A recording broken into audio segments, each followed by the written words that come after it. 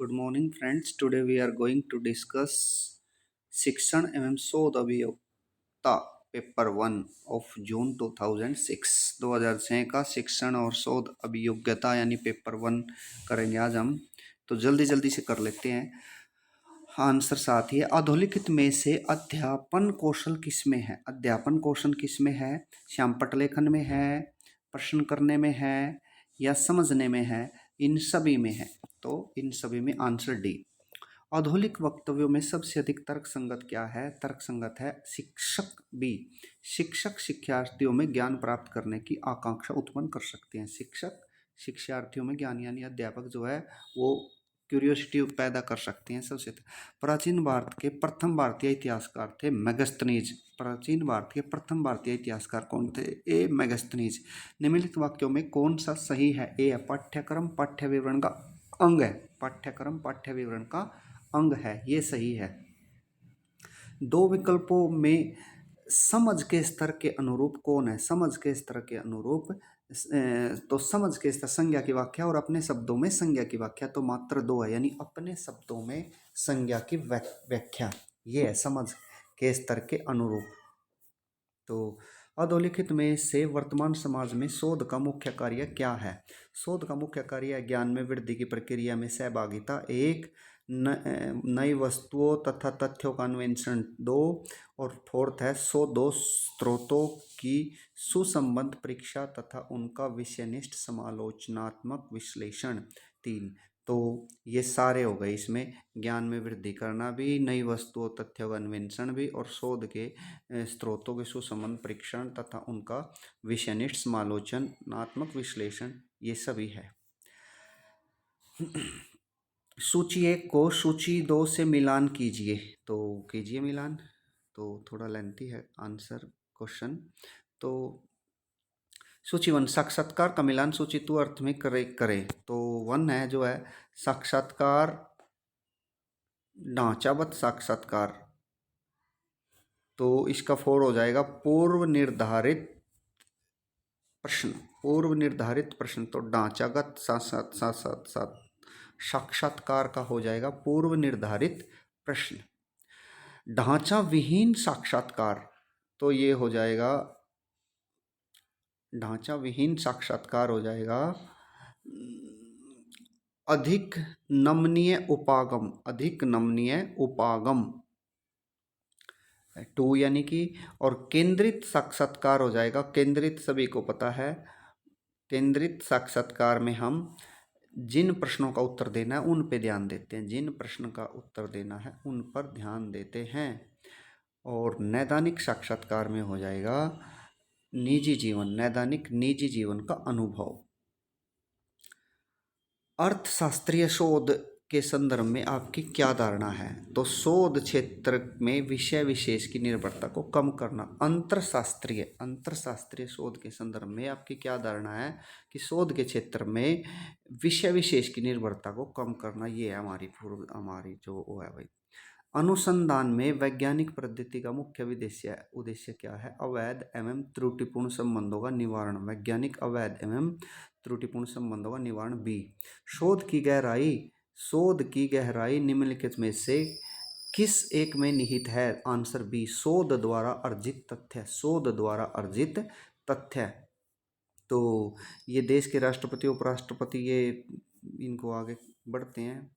इस उद्धरण का पाठ कुछ प्रश्नों को प्रतिबिंबित करता है या उठाता है, ये क्या है?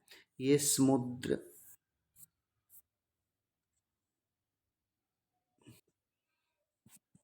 यह निष्पक्ष एवं निर्बाध चुनाव को सुनिश्चित करेगा।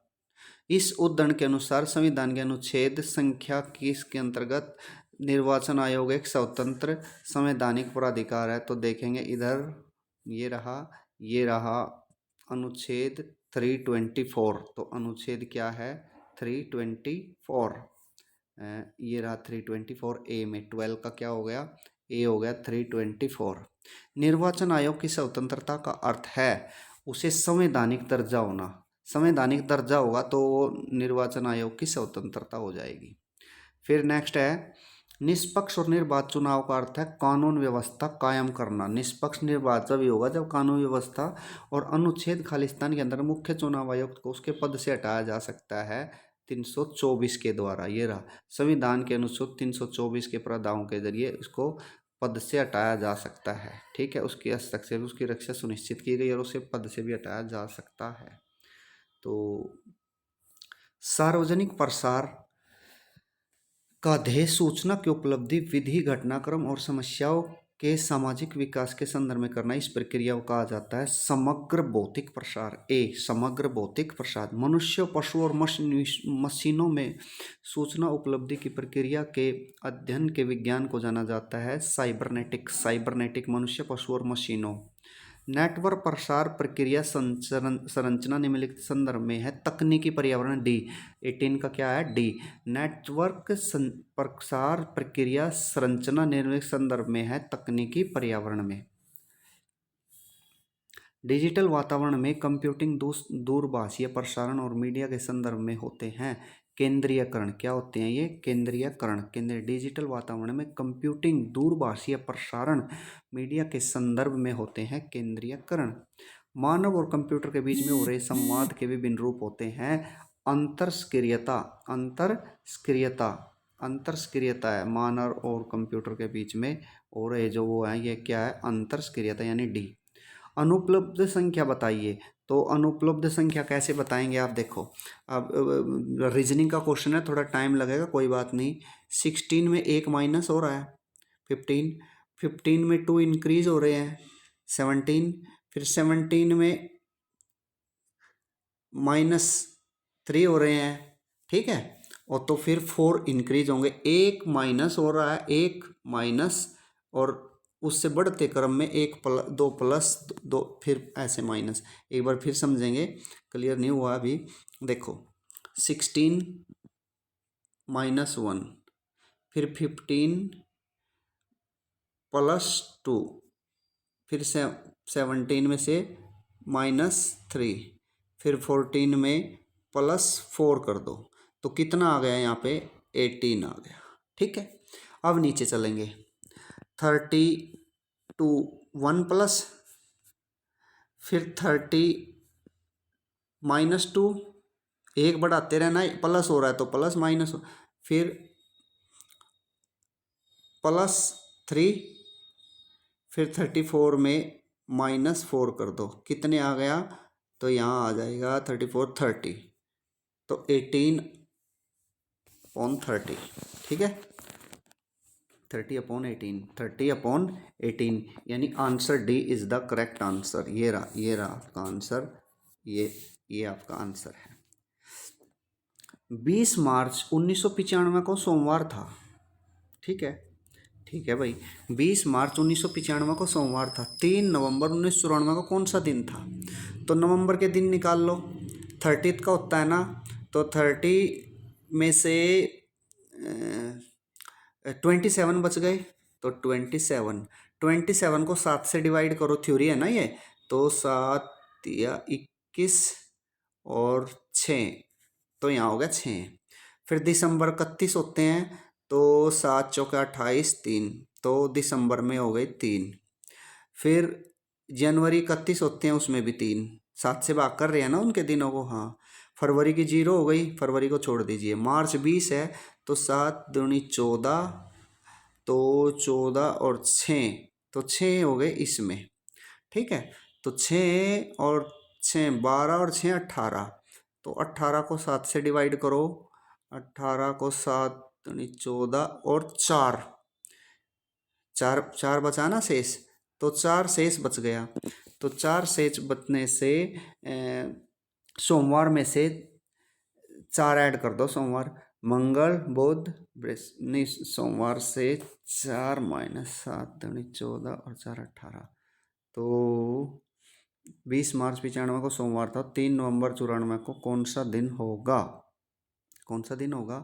तो 6 18 7 14 4 है ना, तो बृहस्पति, सोमवार, मंगल, बुध, बृहस्पतिवार। तो सोमवार 1, मंगल 2, बुध 3 और बृहस्पति 4। ठीक है, नहीं नहीं, वापस चलना है ना, वापस चलेंगे। तो इसमें सोमवार से संडे एक यानी इतवार, शनिवार, शुक्रवार और फोर्थ डे हो गया वीरवार। तो ये फोर्थ डे है। अब एक बार फिर समझेंगे कॉन्सेप्ट क्या है। तो 20 मार्च 95 को सोमवार था, 3 नवंबर 94 को कौन सा दिन होगा? तो 3 नवंबर 30 दिन का है, तो 3 माइनस करो तो 27 हो गए। 27 को 7 से भाग दिया तो 6 शेष बच गया, 6 शेष। फिर नवंबर से दिसंबर में चलेंगे। दिसंबर 31 का, 31 को 7 से भाग दिया तो 7 चौक 28 और 8 और 3 11, 3 शेष बच गया। फिर जनवरी में भी 31 का 3 शेष बच गया। फरवरी 28 की होती है, 7 चौक 28, 0 होती है, छोड़ दो। फिर 20 मार्च है तो 20 को 7 से भाग दो तो 20 मार्च है ना, तो 7 7 14, 14 और 6 20। इन सब को अब जोड़ो, 6 और 3 9 और 3 12 और 6 18। तो 18 को फिर 7 से भाग दीजिए तो 4 शेष आ गया। तो 4 को सोमवार से माइनस करो। सोमवार से 1 इतवार, 2 शनिवार, 3 शुक्रवार और 4 क्या हो गया? वीरवार। तो हमारा आंसर क्या हो गया यहाँ? वीरवार। ये वीरवार हमारा आंसर ठीक है। अब नेक्स्ट चलेंगे। 4 क्रमिक सम संख्याओं का औसत 27 है, इनमें सबसे बड़ी संख्या बताइए। तो 4 क्रमिक सम संख्याओं का औसत 27 है, तो 27 को 4 से मल्टीप्लाई करो।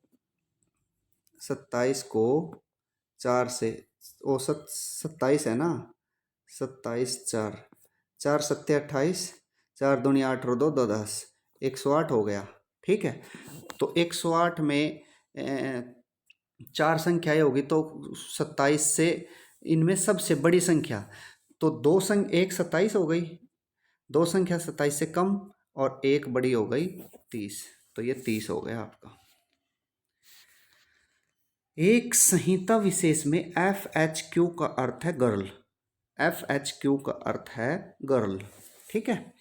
उसी संहिता में विमेन किस प्रकार लिखा जाएगा? देखो, गर्ल है गर्ल, तो G से -1 -1, ठीक है। फिर IHI, तो फिर गर्ल I में -1, QR R में -1, LKL -1, तो ऐसे ही W में -1 होगा, V O में -1, OM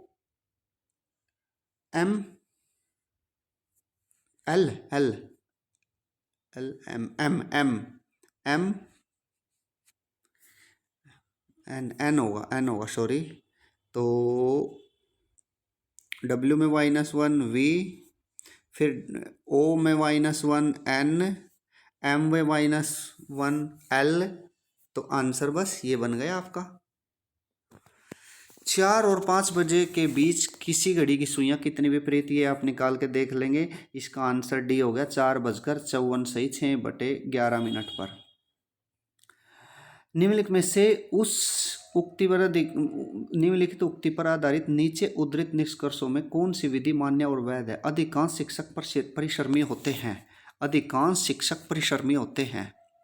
तो कुछ शिक्षक परिश्रमी होते हैं और कुछ नहीं होते। तो अधिकांश का है, तो कुछ का तो मतलब नहीं, तो अधिकांश तो होते हैं, कुछ नहीं होते।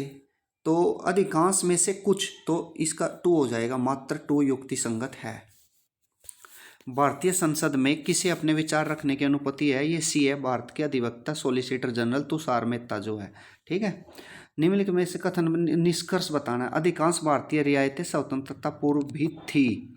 ठीक है। कुछ भारतीय रियायतों का अस्तित्व स्वतंत्रता पूर्व भी था। सभी भारतीय रियायतों स्वतंत्र अस्तित्व में थी, तो केवल एक ठीक है, ये विवक्षित है। अधिकांश भारतीय रियासतें स्वतंत्र, कुछ भारतीय रियासतों का अस्तित्व स्वतंत्रता पूर्व भी था। अधिकांश में से कुछ बन जाता है। भूस्खलन में जल की भूमिका अनिवार्य है, इसका कारण है भूतल पर दबाव में वृद्धि होना। बी, भूस्खलन में जल की भूमिका अनिवार्य है, इसका कारण है भूतल पर दबाव में वृद्धि करता है। ये सभी व्यवसायी धनाढ्य है, सभी धनाढ्य व्यक्ति परिश्रमी है। सभी व्यवसायी परिश्रमी नहीं है, सभी परिश्रमी व्यक्ति धनाढ्य नहीं है। तो सभी परिश्रमी व्यक्ति धनाढ्य नहीं है, इसका 2 हो जाएगा। नहीं 30th का डी है। एक या दो में से कोई सही नहीं है, क्योंकि सुनेंगे अभी एक बार सुनेंगे। देखो पॉजिटिव है ये, सभी धनाढ्य व्यक्ति व्यवसायी धनाढ्य है, सभी धनाढ्य व्यक्ति परिश्रमी है। तो पॉजिटिव स्टेटमेंट का पॉजिटिव ही निष्कर्ष होगा, लेकिन निष्कर्ष दिया हुआ है इसने नेगेटिव। ठीक है ना, देखो नहीं है नहीं है, ये रहे नहीं है, दोनों में नहीं है ना, तो एक या दो में से कोई सही नहीं है, आंसर डी हो जाएगा इसका। अपनी समस्याओं को वेबसाइट द्वारा प्रसारित करने की प्रक्रिया को बोलते हैं cyber waiting A. Cyber waiting A answer है इसका। वेब द्वारा अधिक संख्या में ऐसे दस्तावेजों की प्राप्ति जिनमें संबंधित सूचना का अभाव, उसे कहा जाता है क्षीण स्मरण प्रक्रिया। क्षीण स्मरण प्रक्रिया। सूक्ष्म बौद्धिक क्षमता की अवधारणा कहाँ से ली गई है? ये डी है, मूल्य जनित नेटवर्क से। सूक्ष्म बौद्धिक क्षमता की अवधारणा मूल्य जनित नेटवर्क से। सामान्य दूरभाष का व्यवहार एक इंटरनेट उपाधि के प्रकार को कहते हैं, इसे बोलते हैं वॉइस लाइन। वॉइस लाइन सी। इंटरनेट पर वीडियो प्रसारण जो विलंबित प्रत्यक्ष प्रसार का रूप धारण करता है उसे कहते हैं समय मूलक वीडियो। भारत में सबसे छोटा उत्तर पूर्वी राज्य क्या है? त्रिपुरा। त्रिपुरा सबसे छोटा उत्तर पूर्वी राज्य है। तमिलनाडु के तटीय क्षेत्र में पेयजल की कमी के कारण निम्नलिखित में से क्या होता है? भाई वो पानी रिसता रहता है ना। हाँ, तो समुद्र तट के खारे पानी का रिसना, तो इसका आंसर है तमिलनाडु में भाई पानी की कमी क्यों है? समुद्र तट से खारे पानी का रिसना। जहाँ प्रायद्वीपीय भारत की अधिकांश नदियों द्वारा समंजन बंगाल की खाड़ी में होता है, वहीं नर्मदा और ताप्ती नदियाँ अरब सागर में। क्यों? क्योंकि घाटी के ढलान के अनुरूप बढ़ती है। घाटी का ढलान, जहाँ ढलान होगा पानी वहीं जाएगा। महानदी डेल्टा की भूमि की उर्वरता गोदावरी डेल्टा से कम होने का क्या कारण है? ए, जल प्लावन के कारण सतही भूमि का कटाव होना। वो उसकी उर्वरता शक्ति क्यों है? कि जल प्लावन के कारण सतही भूमि का कटाव। शिक्षा के क्षेत्र में निम्नलिखित में किस संस्थान की स्थापना भारत सरकार के मानव संसाधन विकास मंत्रालय द्वारा की गई? नेशनल बाल भवन नई दिल्ली। नेशनल बाल भवन नई दिल्ली। वातावरण में तैरते कणों में जलवायु को परिवर्तित करने की शक्ति निहित है। प्रत्येक का लघु लहरों व इंफ्रारेड किरणों की अंतर प्रक्रिया में भागीदार होते हैं। तो इसका आंसर ए हो गया। ए और आर सत्य और आर ए की सही व्याख्या है। साइट का अर्थ है बी, satellite instructional television experiment. SITE satellite instructional television experiment. Bharat सरकार द्वारा अंटार्कटिका पर शोध हेतु स्थापित शोध कार्यालय का क्या नाम है? ए, दक्षिण गंगोत्री। भारत सरकार द्वारा अंटार्कटिका पर शोध हेतु स्थापित शोध कार्यशाला का नाम है दक्षिण गंगोत्री। मानव संसाधन विकास मंत्रालय में निम्नलिखित निकाय सम्मिलित है। मानव संसाधन में क्या क्या? प्राथमिक शिक्षा और साक्षरता विभाग, माध्यमिक एवं उच्च माध्यमिक, महिला एवं शिशु विभाग, सभी हैं भाई। राज्य सूची में शामिल विषयों पर संसद विधेयक पारित कर सकती है कब? डी है इसका आंसर, दो अथवा दो से अधिक राज्यों के अनुरोध पर। जब दो या दो से अधिक राज्य अनुरोध करेंगे ना, तब संसद उस पर कानून जो है वो विधेयक पारित कर सकती है। अब ये देखो कितना अच्छा क्वेश्चन आ गया भाई, इसको थोड़ा शॉर्ट करते हैं। ये है फुटबॉल पर हॉकी के अनुपात में कितना व्यय हुआ है? फुटबॉल और हॉकी में भाई देखो व्यय, देखो ये रहा, ये फुटबॉल है 15 और हॉकी है 15। ठीक है, ये हॉकी है 15, तो 15:15। तो 15 1 जा 15, 15 1 जा 15, तो 1:1। B is the right answer. ठीक है, तो फर्स्ट का हो गया बी।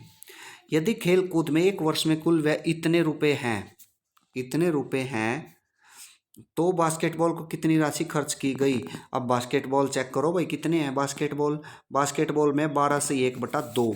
तो 12 से 1/2 को करो भाई, 12 सही 1/2, तो ये हो गया इंटू 12 से 1/2, 12 दूनी 24 एक 25/2,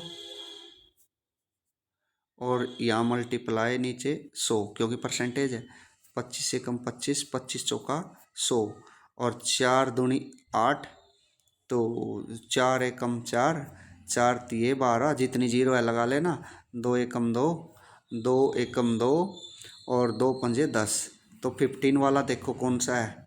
तो 15 वाला ये रहा आपका आंसर डी। तो ये राइट आंसर हो गया डी आपका 15। आगे जितनी जीरो है उसके अकॉर्डिंग एडजस्ट कर लो, ठीक है।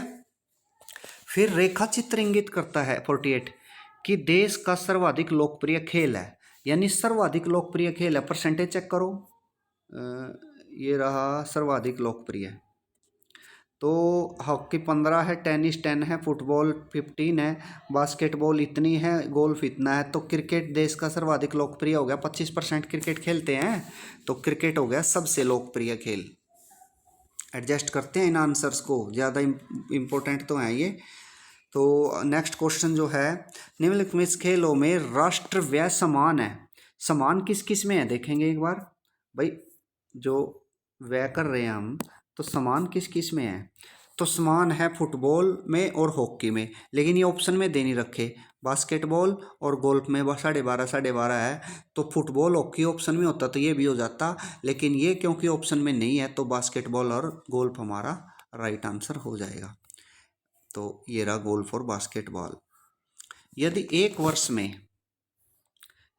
वर्ष में खेल कूद पर कुल व्यय 150 जो भी है ये रुपए है, तो क्रिकेट एवं हॉकी पर सम्मिलित रूप निम्नलिखित है। तो क्रिकेट में 25 है और हॉकी में 15 है, तो और 15 और 25 कितने हो गए 40। तो इन 40 का निकालना है, तो 150 इंटू 40, फिर से करेंगे, ये हो रहा है सामने वैसे, 150 इंटू 40 अब 100 काट दीजिए, तो 15 चौके 60, 60 किस में आ रहा है, ये आ रहा है, तो ए इज द राइट आंसर। बहुत इजी है ये तो। Thank you for watching the video.